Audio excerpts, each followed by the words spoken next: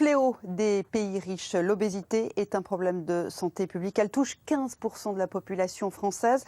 Le facteur génétique n'explique pas tout. Il y a aussi bien sûr le mode de vie, une alimentation trop riche, trop grasse, et puis un manque de sport aussi. À Saint-André-les-Lilles, dans le Nord, on a mis en place un programme destiné tout particulièrement aux enfants. Regardez ce reportage de Marine Brossard et Xavier Deperte. À 12 ans, Lucas souffre d'obésité, puis dit qu'il ne souhaite pas dévoiler son poids. Une fois par an, il se rend au CHU de Lille pour un suivi avec le docteur Georgieva. Maintenant, en 1 an et demi, tu as repris 2 poids d'IMC, ok, mais tu as nettement ralenti. Dans la famille de Lucas, l'obésité se transmet de génération en génération, mais le facteur génétique n'explique pas tout.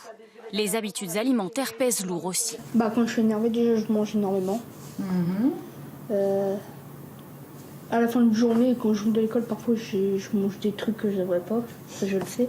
Mon fils, actuellement, il était accro aux sucreries et biscuits et tout ce qui s'ensuit. Il l'a pas appris tout seul, c'est moi qui l'ai appris à manger des cochonneries, c'est pas lui-même. Autre facteur de risque, la sédentarité. Les écrans, c'est encore beaucoup. Ça arrive le soir. J'aime bien quand même. Après, la conscience, c'est seulement le soir. Ouais. Le rôle de l'environnement est majeur. Quel est le quotidien? Est-ce qu'il y a un climat autour, un environnement qui va aider à ce qu'on sorte, à ce qu'on bouge, à ce qu'on passe le moins de temps possible inactif? Dans le département du Nord, le surpoids atteint des records. Plus d'1 personne sur 4 est obèse. Mais cette ville de la métropole lilloise, Saint-André-les-Lilles, fait exception. Ici, le taux de surpoids est bien inférieur à la moyenne nationale. La recette se trouve d'abord dans l'assiette. Dans cette cantine, on a banni les produits industriels et surgelés.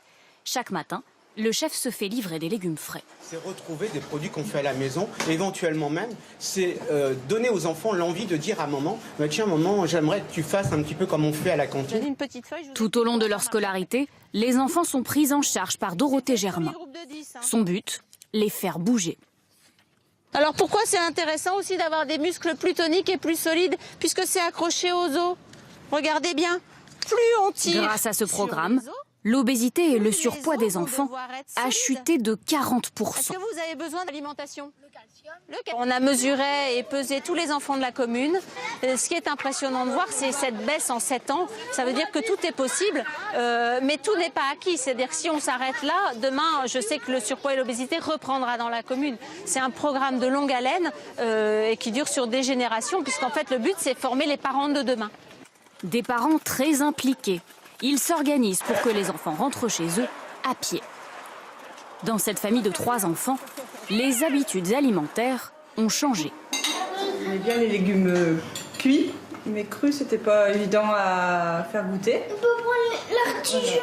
Oui, on peut avoir l'artichaut. Initié ici dans le Nord, ce programme a été adopté par plus de 250 villes dans toute la France.